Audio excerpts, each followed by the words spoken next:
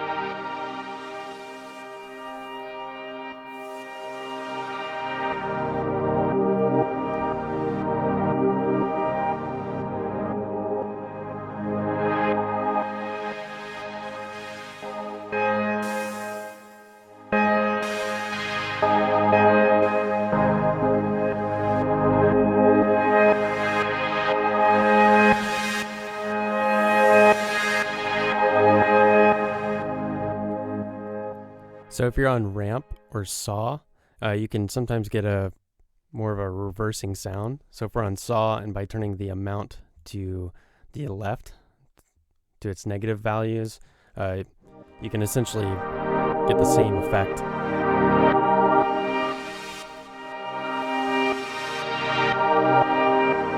As ramp if I go to a positive value here. It's a little different, but it's kind of the same effect. And what makes them a bit different is the way shape affects them. So if I turn the shape up, it's going to have a different effect on the actual shape of the ramp or the saw and the value.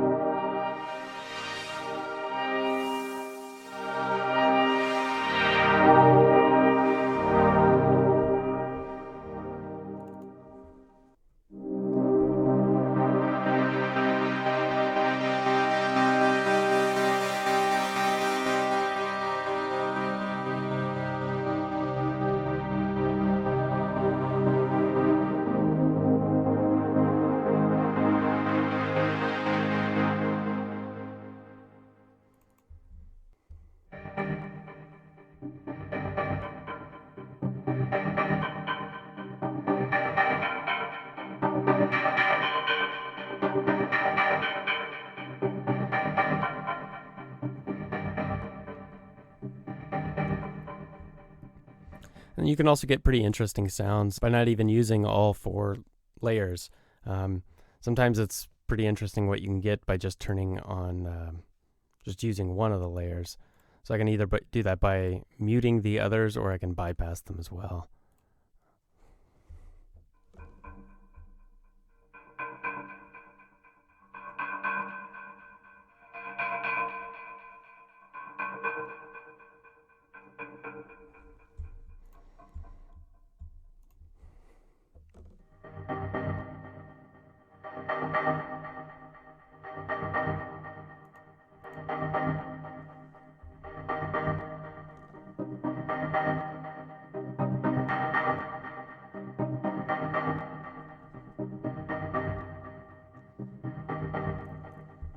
So you can get a lot of variety even just from one program preset, depending on how you use it.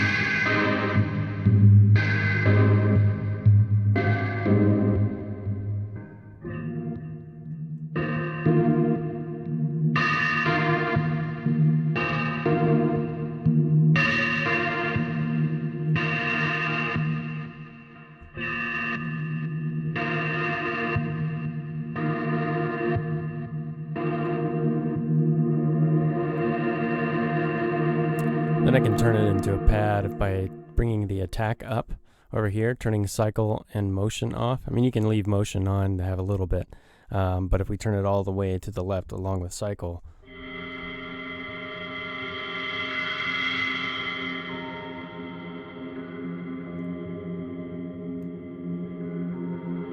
you can get more of a pad from something like that. It sounds like one of these samples has a little bit of movement in it, but I can change that to something else.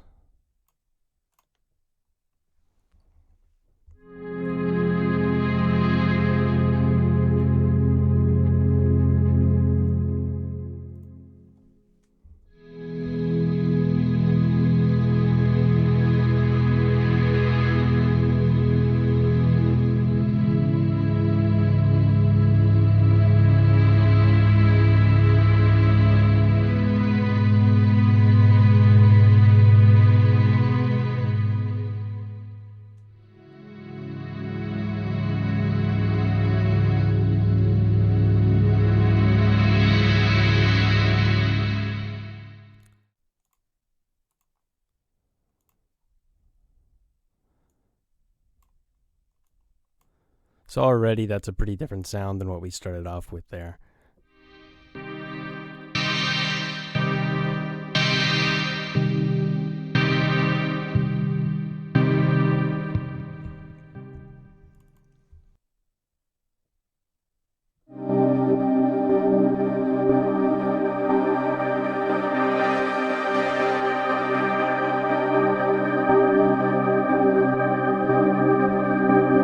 So as I was mentioning, I think in another video, some of them have 2 layers, and you can know that by looking up here. As you see 2 tabs, one L1, one L2. And what you can do with this is you can create some interesting rhythms. Both of them can be cycling through all 4 layers, or maybe just one or a couple of them. Or you can even create one to be a pad and one to be cycling. Turn this about halfway or so.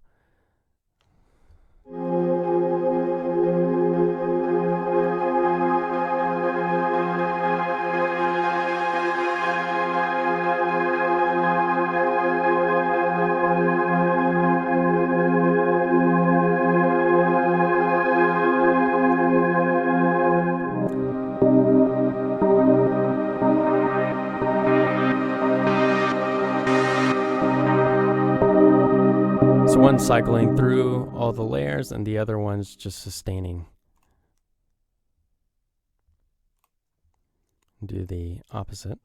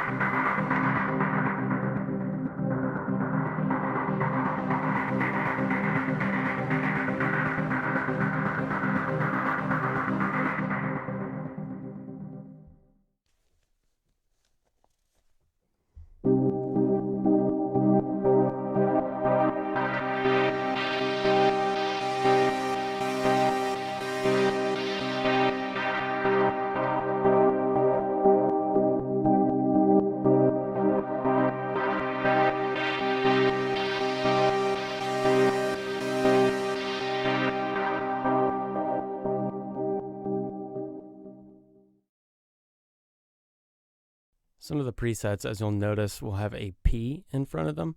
What that stands for is we have the cycle knob all the way to the left, or it's either off in the preset by default.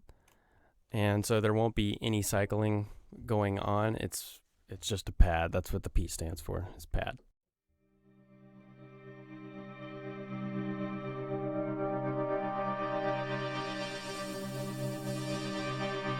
There's still some movement in this one, and that's just going to be from the motion. We can turn that off.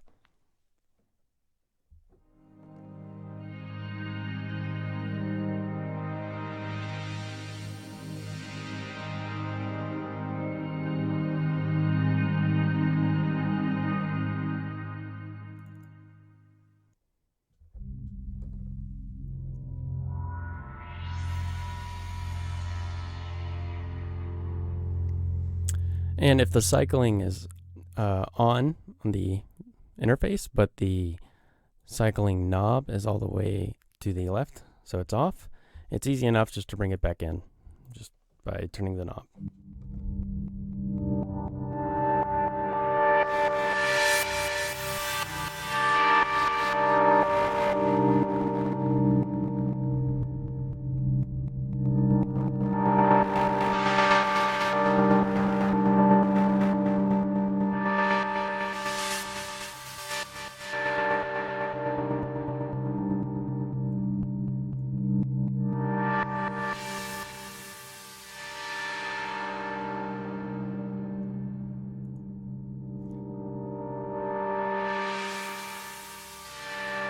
And the knobs down here can also be learned. So when you right click, you do have learn and forget CC down there. So if you want, you can automate those parameters so you can have it as a pad. And then slowly bring in the movement.